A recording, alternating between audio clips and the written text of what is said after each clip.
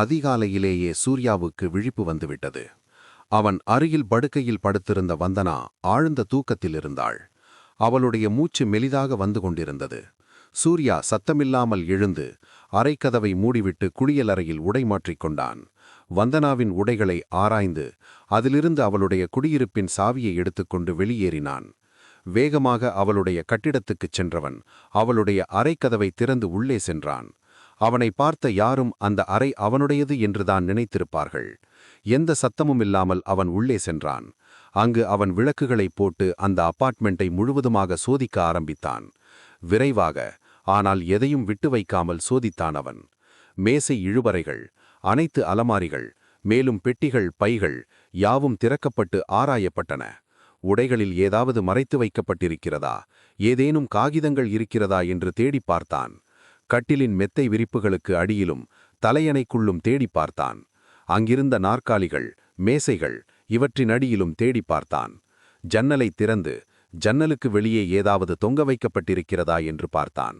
சமையலறையில் ஜாடிகள், பாத்திரங்களுக்குள் ஏதாவது இருக்கிறதா என்று தேடினான். பொடிகளுக்குள்ளும் ஒரு முள்கரண்டியால் குத்தி தேடி பார்த்தான். குப்பைகள் போட்டிருந்த கூடையை கூட ஒரு நியூஸ் பேப்பரின் மேல் கவிழ்த்து ஆராய்ந்தான். அதுபோல குளியலறையில் எதுவும் இருக்கிறதா என்று தேடி பார்த்தான். அவனுக்கு அந்த சிலையோ அல்லது அதன் இருப்பிடத்துக்கான தடயமோ ஏதும் கிடைக்கவில்லை. அந்த சிலைக்கு சம்பந்தமான காகிதம் கூட கிடைக்கவில்லை. அந்த அபார்ட்மெண்ட்டின் 1 மாத வாடகைக்கான ரசீது மட்டும்தான் அவனுக்கு கிடைத்தது. ஒரு மேசையின் பூட்டிய இழுபறையில் ஒரு பெட்டியில் 2 கைகொள்ளும் அளவுக்கு நகைகள் இருந்தன. அவன் தேடி முடித்ததும் சமையலறை ஜன்னலை திறந்து வைத்து ஒரு கத்தியை எடுத்து அந்த ஜன்னல் வெளியிலிருந்து திறக்கப்பட்டது போல தோன்றும்படி அதில் சில கீறல்களை ஏற்படுத்தினான். பிறகு தன் உடைகளை எடுத்துக்கொண்டு வந்த வழியே திரும்பினான். வரும் வழியில் ஒரு பெட்டிக்கடையில் ஆரஞ்சுகள், ரொட்டி, முட்டை, வெண்ணெய் போன்ற பொருட்களை வாங்கிக் கொண்டான். கடைக்காரர் காலையின் மெல்லிய குளிரில் நடுங்கிக் கொண்டிருந்தார். சூர்யா சத்தமில்லாமல் தன்னுடைய அபார்ட்மெண்ட்டில் நுழைந்தான். அவன் கதவை சாத்தும் முன்னாலேயே வந்தனா கூவினாள், யாரது என்று. நான்தான் மார்னிங் டிஃபனுக்கான பொருட்களை வாங்கிக் கொண்டு வந்தேன் என்றான் சூர்யா. ஓ, நீங்கதானா? என்ன பயப்படுத்திவிட்டீர்கள் என்றாள் வந்தனா. அவள் கட்டிலின் முனையில் அமர்ந்து நடுங்கிக் கொண்டிருந்தாள். தான் வாங்கி வந்த பொருட்களை சமையலறை மேசை மேற் வைத்துவிட்டு கட்டில் அருகே சென்றான். அவள் அருகில் உட்கார்ந்து அவள் தோளில் முத்தமிட்டான். அந்த பையன் இன்னும் வேவு பார்த்துக்கிட்டு இருக்கானான்னு பார்த்தேன். அவனை காணோம். பின்பு காலை உணவுக்கான பொருட்களை வாங்கி வந்தேன் என்றான் சூர்யா. வந்தனா பெருமூச்செறிந்தபடி அவன் மேல் சாய்ந்தாள். நான் எழுந்து பாக்குறப்ப நீங்க இல்ல. வெளியிருந்து யாரோ வர்ற சத்தம் கேட்டு எனக்கு தூக்கி வாரி போட்டது. அவளது முடியை கோதியபடி சொன்னான். நீ தூங்கிக்கிட்டு இருக்கேன்னு நினைச்சு உன்னை எழுப்பல. ராத்திரி பூரா அந்த துப்பாக்கிய கையில வச்சிருந்தையா? நான் வைக்கலன்னு உங்களுக்கு தெரியும். நான் சத்தம் கேட்டுதான் மேசையிலிருந்து அதை எடுத்தேன். அவள் குளித்துக் கொண்டிருக்கையில் அவன் சத்தமில்லாமல் அவளுடைய குடியிருப்பின் சாவியை எடுத்த இடத்திலேயே வைத்துவிட்டான். அவள் குளித்துவிட்டு வெளியே வந்தாள். நான் படுக்கையெல்லாம் சரி செய்வா? சரி, நீ செஞ்சிட்டு வா. 2 நிமிஷத்துல ஆம்லெட் எல்லாம் ரெடி ஆயிடும். வந்தனா திரும்பவும் சமையலறைக்கு வந்தபோது அவர்களது காலை உணவு தயாராக இருந்தது. முந்தைய நாள் இரவு போலவே அங்கே அமர்ந்து உணவு உண்டார்கள். அவன் திரும்பவும் அந்த சிலையை பற்றி கேட்க அவள் தன்னுடைய முள்கரண்டியை கீழே வைத்துவிட்டு அவனை பார்த்தாள். இறுகிய உதடுகளுடன் அவள் சொன்னாள், இன்னைக்கு காலையில அதை பத்தி நான் பேச விரும்பல. நீ ஒரு சரியான பிடிவாதக்காரி என்று சோகமாக சொன்னான் சூர்யா. அவர்கள் இருவரும் அவனுடைய குடியிருப்பிலிருந்து வெளியே வந்து வாடகை காரில் ஏறும்போது அவனை வேவு பார்த்து கொண்டிருந்த அந்த பையனை காணவில்லை. அவர்கள் சென்ற வாடகை காரை யாரும் பின்தொடரவில்லை. அவர்கள் திரும்பவும் வந்தனாவின் இருப்பிடம் சென்றபோதும் அவர்கள் சந்தேகப்படும்படி யாரையும் பார்க்கவில்லை. இந்த இடத்துல இன்ன நேரத்துக்கு உங்களோட நான் வர்றத யாரும் பார்க்கறத நான் விரும்பல. யாரும் என்ன பார்க்க மாட்டாங்கன்னு நம்புறேன். இன்னைக்கு நைட் மீட் பண்ணலாமா என்றாள் வந்தனா. சரி என்றான் சூர்யா. அவள் தன்னுடைய இருப்பிடம் சென்றுவிட அவன் திரும்ப ஜீவனின் விடுதிக்கு போகும்படி அந்த வண்டியோட்டியிடம் சொன்னான். கன்னிமரா ஹோட்டலின் முன்னரையில் செய்தித்தாள்களை படிக்கக்கூடிய இடத்தில் செய்தித்தாளை படிக்கும் பாவனையுடன் அந்த பையன் அமர்ந்திருந்தான். சூர்யா வரவேற்பு மேசைக்குச் சென்று கேட்டபோது ஜீவன் அங்கே இல்லை என்று தெரிந்தது. நன்றி சொல்லிவிட்டு திரும்பி வந்து அந்த பையன் உட்கார்ந்திருந்த இடத்திலிருந்து ஓரடி தள்ளி அமர்ந்தான். அந்த பையன் தன்னுடைய செய்தித்தாளிலிருந்து தலை நிமிரவில்லை. பக்கத்திலிருந்து பார்க்கும்போது அவன் 18 வயதுக்கும் குறைவாக தோன்றினான். சிறிய சாதாரண உருவம் படைத்த அவனுடைய மென்மையான முகத்தில் அதிகமாக முடி வளர்ந்திருக்கவில்லை. அவன் சாதாரணமான ஆனால் நேர்த்தியான உடையைத்தான் அணிந்திருந்தான். சாதாரணமாக பேசும் குரலில் கேட்டான் சூர்யா, அவன் எங்கே என்று. அந்த பையன் நிதானமாக செய்தித்தாளை கீழிறக்கினான். அவனுடைய சிறிய கண்கள் நீண்ட முடிகளுடன் கூடிய இமைகளிலிருந்து சூர்யாவை எட்டிப் பார்த்தன. அவன் எந்த உணர்ச்சியும் இல்லாத குரலில் கேட்டான், என்னது, அவன் எங்கே என்று திரும்பவும் கேட்டான் சூர்யா, சிகரெட் பாக்கெட்டிலிருந்து ஒரு சிகரெட்டை உருவியபடி. யாரு? உனக்கு தெரியும் யாருன்னு. அவன் நிதானமாக சூர்யாவின் சட்டையை ஆராய்ந்தான். நீங்க என்ன யாரு நினைச்சிட்டு இருக்கீங்க என்றான் கோபமாக. என்கிட்ட விளையாடுறீங்களா? நான் யாருன்னு உனக்கு சொல்றேன் என்றான் சூர்யா மென்மையாக சிரித்தபடி. நீ என்ன கோயம்புத்தூர்ல இருந்து வரையா? அவன் சூர்யாவின் சிகரெட்டை பார்த்தபடி இருந்தான். ஏதும் பேசாமல் இருக்க அவன் ஆமோதித்து சொன்னது போல சூர்யா திரும்பவும் கேட்டான், கோயம்புத்தூர்ல எங்க? மேலும் ஒரு நிமிடம் சூர்யாவின் சட்டையை பார்த்தபடி இருந்துவிட்டு திரும்பவும் தன் செய்தித்தாளை உயர்த்தி அதை பார்க்க ஆரம்பித்தான் அந்த பையன். போய் உங்க வேலையை பாருங்க என்று தன் வாயின் ஓரத்திலிருந்து சொன்னான். சூர்யா சிகரெட்டை பற்ற வைத்துவிட்டு இருக்கையில் சாய்ந்து அமர்ந்து அக்கறை இல்லாமல் சொல்வது போல் சொன்னான், நீ என்கிட்ட பேசித்தான் ஆகணும். உன்ன மாதிரி ஆளுங்க எல்லாருமே கடைசியில பேசிடுவாங்க. இத நீ உன் பாஸ் கிட்ட போய் சொல்லு. அவன் தன் செய்தித்தாளை கீழே வைத்துவிட்டு சூர்யாவை பார்த்து முறைத்தான். அவன் தன் கைகளை தன் வயிற்றின் மேல் வைத்திருந்தான். நீங்க என்ன கேட்டாலும் பதில் வரப்போறதில்ல, ஆனா நல்ல உத கிடைக்கும். அவனுடைய குரல் தணிந்து ஆனால் பயமுறுத்தும்படி இருந்தது. உங்க வேலையை பார்த்துட்டு போங்கன்னு சொன்னேன்ல, போய் தொலைங்க. அருகிலிருந்த ஒரு குட்டையான மனிதனும் மெல்லிய உருவம் கொண்ட ஒரு பெண்ணும் அவர்கள் பேச்சு கேட்கும் தொலைவிலிருந்து அகலும் வரை சூர்யா காத்திருந்த பின் சொன்னான், நீ கோயம்புத்தூர் காந்திபுரத்துல இந்த மாதிரி பதில் சொல்லலாம். ஆனா இப்ப நீ இருக்கிற மெட்ராஸ்ல முடியாது. இது எங்க பேட்டை. தன் சிகரெட்டை இழுத்து மெல்ல நிதானமாக புகையை வெளியேற்றினான். அவன் எங்க இருக்கான்னு சொல்லு. அந்த பையன் 2 கெட்ட வார்த்தைகளை சொன்னான். டேய் அவனே, இது மாதிரி பேசினா உன் பல்லு போயிடும் என்றான் சூர்யா. அவன் குரல் சாதாரணமாக இருந்தாலும் அவன் முகத்தில் கோபம் கொப்பளித்தது. நீ இங்க இருக்கணும்னா மரியாதையா பேசு. அந்த பையன் திரும்பவும் ஒரு கெட்ட வார்த்தையை சொன்னான். சூர்யா தன்னுடைய சிகரெட்டை அங்கிருந்த ஆஷ்ட்ரேயில் போட்டுவிட்டு வரவேற்பு மேசை அருகில் இருந்த ஒரு மனிதனை பார்த்து கை காட்டினான். அந்த மனிதன் அவர்களை நோக்கி வந்தான். அவன் சுமாரான உயரமுள்ள ஒரு நடுத்தர வயது ஆள். கருப்பு நிற ஆடைகளை நல்ல முறையில் அணிந்திருந்த அவன், ஹலோ சூர்யா சார் என்றபடி வந்து கை குலுக்கினான். மகேஷ் பத்தி கேள்விப்பட்டேன், ரொம்ப சாரி சார். என்ன செய்யறது ஹரிஹரன், அப்படி நடந்து போச்சு என்ற சூர்யா அந்த பையனை நோக்கி கை காட்டினான். இந்த மாதிரி ஆளுங்களை எதுக்கு உள்ள விடுறீங்க? அவன் துப்பாக்கியை கூட சரியா வைக்கல. அப்படியா என்று அந்த பையனை தன்னுடைய கூர்ந்த கண்களால் பார்த்த ஹரிஹரன், என்னடா வேணும் உனக்கு என்றான். அந்த பையன் எழுந்து நின்றான். சூர்யாவும் எழுந்து நின்றான். அவர்கள் இருவரையும் மாறி மாறி பார்த்தான் அந்த பையன். அவர்கள் இருவருக்கும் நடுவில் ஒரு பள்ளிக்கூட பையனைப் போலிருந்தான்.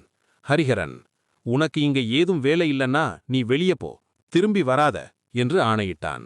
அவர்கள் இருவரையும் முறைத்து பார்த்துவிட்டு, நான் இதை மறக்க மாட்டேன் என்று சொன்னபடி அந்த பையன் வெளியேறுவதை இருவரும் பார்த்தார்கள். தன்னுடைய கைக்குட்டையை எடுத்து முகத்தை துடைத்துக் கொண்டான் சூர்யா. அந்த ஹோட்டல் செக்யூரிட்டி கேட்டார், என்ன விஷயம்? எனக்கு தெரியாது என்றான் சூர்யா. ஆனா இவன் என்ன உளவு பார்த்துட்டு இருந்தான். ஆமா, ரூம் நம்பர் 335 ஜீவனை பத்தி உங்களுக்கு எதுவும் தெரியுமா? ஓ அந்தாளா என்று பல்லை காட்டினான் ஹரிஹரன். எத்தனை நாளா இங்க இருக்கான்? 4 நாளா, இன்னிக்கு 5வது நாள். அவனை பத்தி என்ன தெரியும்? ஆள் அடையாளம் தெரியும், வேற ஒன்னும் எனக்கு தெரியாது சூர்யா. அவன் நேத்து ராத்திரி ரூமுக்கு வந்தானா? இருங்க கேட்டு பார்க்கிறேன் என்று சொல்லிவிட்டு போனான் ஹரிஹரன். ஹரிஹரன் திரும்பி வரும் வரை இருக்கையில் அமர்ந்தான் சூர்யா. ஹரிஹரன் திரும்பி வந்து, நேத்து நைட்டு அவன் ரூமுக்கு வரல, என்ன விஷயம்? ஒன்னும் இல்ல.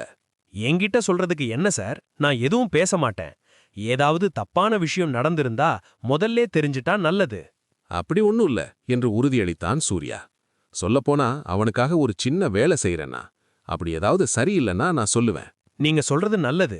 அவனை நான் கண்காணிக்கணுமா? ரொம்ப தேங்க்ஸ், அது நல்லது. மணி 11:20 இருக்கும்போது ஜீவன் தெருவிலிருந்து உள்ளே வந்தான். அவனுடைய முன்னெற்றியில் ஒரு பேண்டேஜ் கட்டு போடப்பட்டிருந்தது. அவன் வெகுநேரம் அணிந்திருந்ததால் ஆடைகள் கழிந்திருந்தன. அவனுடைய முகம் சோர்ந்து கண்களில் தூக்க கலக்கத்துடன் தோன்றினான். வரவேற்பு மேசைக்கு அருகில் அவனை சந்தித்த சூர்யா, குட் மார்னிங் என்று சாதாரணமாக சொன்னான். தன் சோர்ந்த முகத்தை உயர்த்தினான். குட் மார்னிங் என்று சொன்னான் ஜீவன், எந்த உற்சாகமும் இல்லாமல். சில நொடிகள் அமைதி நிலவியது. நாம உட்கார்ந்து பேசலாம் என்றான் சூர்யா. ஜீவன் தன் தலையை உயர்த்தினான். நம்ம தனியா பேசினா ஏதாவது சிக்கல்கள் தான் வரும். இப்படி சொல்றதுக்கு மன்னிக்கணும், ஆனா அதுதான் உண்மை என்றான் ஜீவன். நேத்து நடந்ததை சொல்றையா? ஒரு பொறுமை இழந்த சைகை செய்தான் சூர்யா. என்னால வேற என்ன பண்ண முடியும்? உனக்கு புரிஞ்சிருக்கும்னு நினைச்சேன். நீ சண்டைய ஆரம்பிச்சியோ இல்ல அவ ஆரம்பிச்சாலோ தெரியாது. ஆனா நான் அவ பக்கம்தான் நிக்கணும். அந்த சிலை எங்க இருக்குன்னு எனக்கு தெரியாது, உனக்கும் தெரியாது. ஆனா அவளுக்கு தெரியும். அவளோட ஒத்து போகலனா எப்படி அதை கண்டுபிடிக்க போற? ஜீவன் சற்று தயங்கியபடி சந்தேகத்துடன் சொன்னான். நீங்க எப்பவுமே ஒரு விளக்கம் தயாரா வச்சிருக்கீங்க.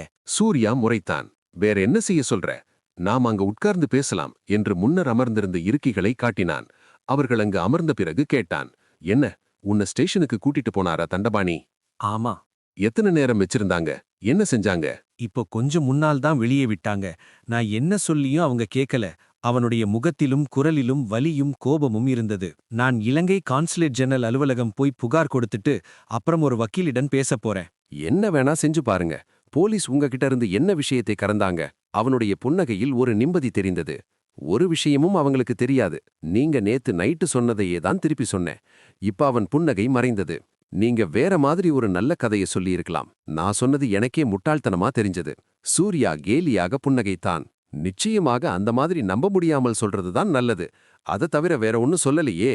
என்ன நம்புங்க மிஸ்டர் சூர்யா, வேற ஒண்ணுமே நான் சொல்லல. சூர்யா தன் விரல்களால் அந்த தோல் இருக்கையில் தாளமிட்டான். அந்த தண்டபாணி திரும்ப வந்து கேப்பாரு. முன்ன சொன்னதையே திருப்பி சொல்லுங்க. வேற மாதிரி கதை சொல்லி இருந்தா இப்ப நாம எல்லாரும் ஜெயில்ல தான் இருப்போம் என்று சொல்லிவிட்டு அவன் எழுந்தான்.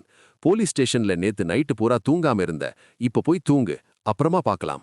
அவன் தன்னுடைய அலுவலகத்தில் நுழைந்தபோது இன்னும் இல்லை என்று யாரிடமோ டெலிபோனில் சொல்லிக் கொண்டிருந்தாள் ஈஸ்வரி. அவனை ஏறிட்டுப் பார்த்து அவள் உதடுகளால் இந்திரா என்று ஓசையில்லாமல் உச்சரித்தாள். வேண்டாம் என்று தலையசைத்தான் சூர்யா. நிச்சயமா அவர் வந்த உடனே உங்களை கூப்பிடுறேன் என்று தெளிவாக சொல்லிவிட்டு ஒலி வாங்கியே கீழே வைத்தாள்.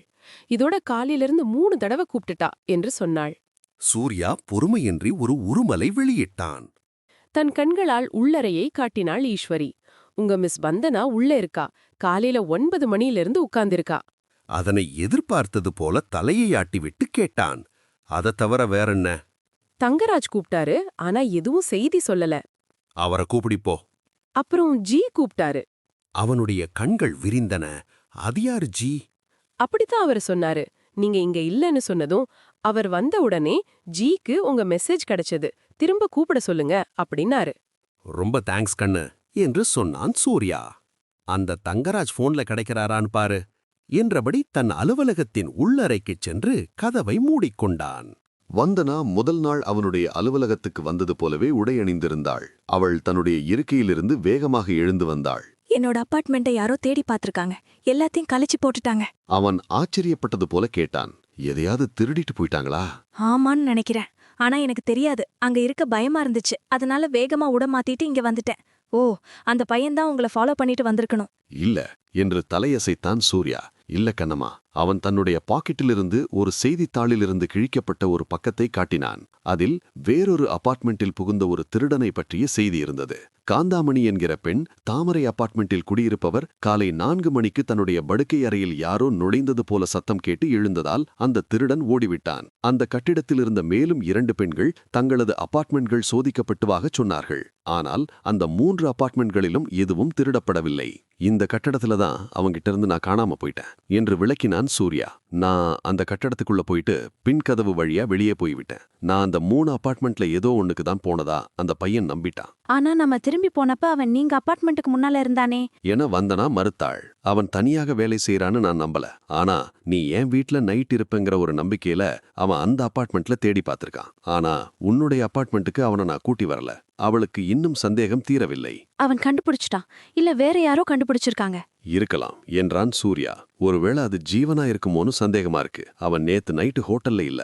நான் கொஞ்ச நேரத்துக்கு முன்னால் தான் திரும்பி வந்தான். ஆனா அவர்கிட்ட பேசினதுல அவன் நைட்டு பூராவும் போலீஸ் ஸ்டேஷன்ல இருந்ததாக சொல்றான். ஆனா எனக்கு சந்தேகமா இருக்கு என்று சொன்னவன் பின் திரும்பி கதவை திறந்து ஈஸ்வரியிடம் கேட்டான். தங்கராஜ் போன்ல கிடைச்சாரா? அவர் இன்னும் வரல ஸ்டேஷனுக்கு. நான் இன்னும் 2-3 நிமிஷம் கழிச்சு ட்ரை பண்றேன். தேங்க்ஸ் என்று சொன்னபடி திரும்பவும் திரும்பி வந்தனாவை பார்த்தான். இன்னைக்கு ஜீவனை பார்க்க போனீங்களா என்று அவள் கேட்டாள். ஆமா. எதுக்கு? எதுக்கா? அவன் அவளை பார்த்து புன்னகைத்தான். எதுக்குன்னா கண்ணு, இந்த சிலை விவகாரத்துல என்ன நடக்குதுன்னு தெரியணும்னா எல்லார்கிட்டயும் தொடர்புல இருக்கணும் இல்லையா? அதுக்குத்தான் அவளை தோள்களால் அணைத்து தனது இருக்கைக்கு கூட்டிச் சென்று அமர வைத்தான். அவளுக்கு முன்னால் மேசை மேல் உட்கார்ந்தான். இப்ப நீ இருக்கிறதுக்கு நாம ஒரு புது இடம் கண்டுபிடிக்கணும் இல்லையா? அவள் ஆம் என்று தலையசைத்தாள். நான் அங்க திரும்பி போக மாட்டேன். என்ன செய்யலாம்னு யோசிக்கிறேன். ஒரு நிமிஷம் இரு என்று சொல்லி திரும்பவும் வெளி அலுவலக அறைக்குச் சென்றான். ஈஸ்வரி திரும்பவும் டெலபோனை நோக்கி கையை கொண்டு போனாள். திரும்பி ட்ரை பண்றேன் தங்கராஜுக்கு. இல்ல இரு, அவ இன்னும் உண்மையானவள்னு நீ நம்புறியா? அவள் கேள்வியுடன் அவனை பார்த்தாள். அவ என்ன தப்பு செஞ்சிருந்தாலும் எனக்கு அக்கறை இல்ல. அவ நல்லவதான்னு நான் நினைக்கிறேன். அதுதான் கேட்டேன். உன்னால அவளுக்கு ஒரு உதவி பண்ண முடியுமா? எப்படி? அவளுக்கு 2-3 நாள் இடம் கொடுப்பியா உன் வீட்ல?